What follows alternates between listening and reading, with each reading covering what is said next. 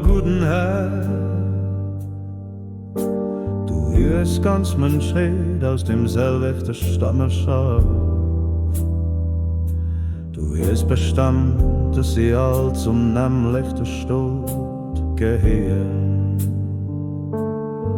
An denger helle Präsenz ist sie all Dinge an ganz Menschheit finden in der Dach an dengem helle Lichtung. Sie sind all dich von Dinge mit Ewigkeit versammelt. Sie sind alle Licht von der Luft von Dinge Vorsehung.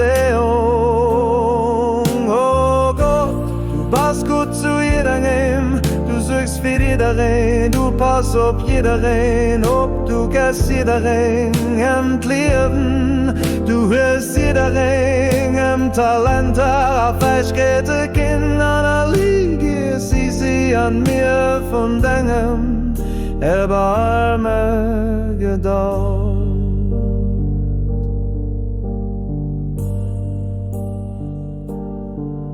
O du guten Herr, verenigst sie all.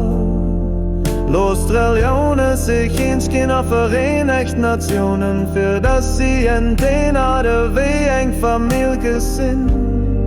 Und ganz het wie ein Doheim, oh, dass sie doch alle auf vollkommene Harmonie zusammen leben.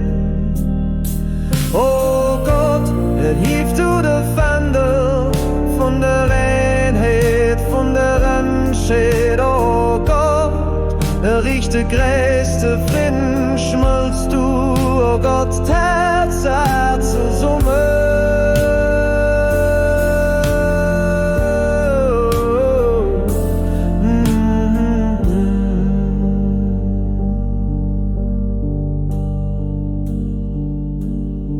Oh, du gute Pappgott, der freies Herz durch den Duft von Dingen lebt. Licht es an, Lucht noch von Dingen Fähren. Freies eure matte Melodie von Dingen Wort, aber hit es all an der Festung von Dingen.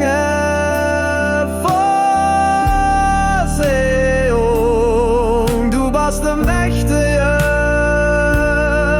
an der Starken, du warst den, der verzeiht an den Mängel von der ganzen Menschheit übersät.